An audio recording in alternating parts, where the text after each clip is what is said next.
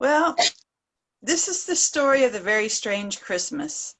And it may be that the Taylors are neighbors to the bootmaker. I'm not sure, but the Taylor family, like most of us, started the year out celebrating the year of seeing clearly. Thank you, Richard York. 2020, the year of clear vision.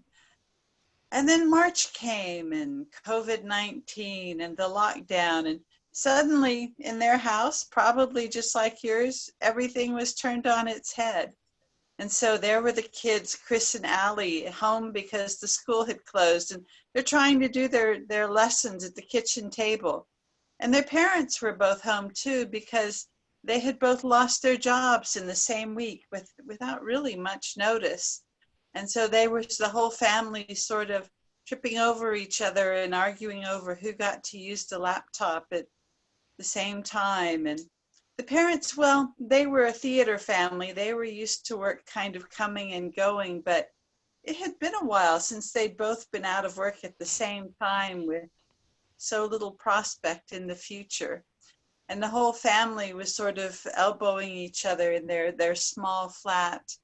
They did have one outlet though. They could go out once a day and walk along the path by the river and enjoy the trees and the fresh air and the birds.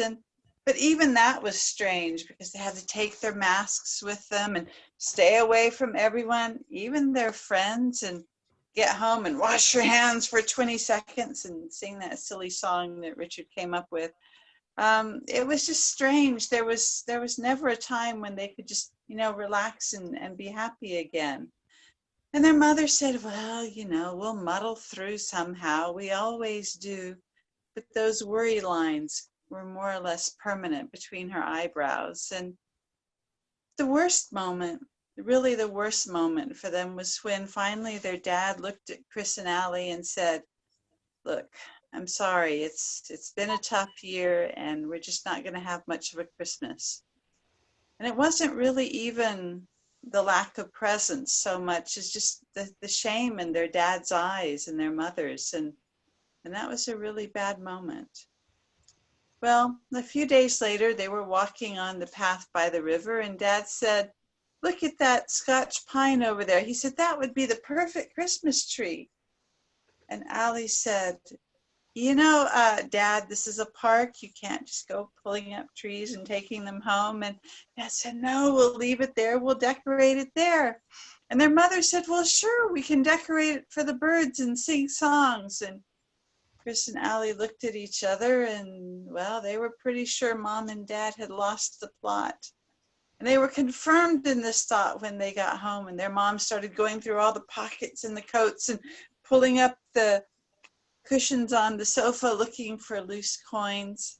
And she ran off to the store and she came back with some day-old fat and a bag of birdseed. And then she turned on the hob on the stove. And Chris said, I don't care how bad things get, I'm not eating that. And their mother laughed and said, no, it's for the birds. And when it had cooled enough and she had stirred it all together and it had cooled down, they made balls with string through the balls.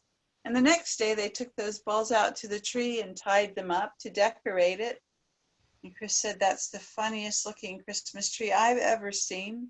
But they sang some songs and Allie took pictures on his phone and put them on social media. And well, some of their friends thought this was a really cool idea.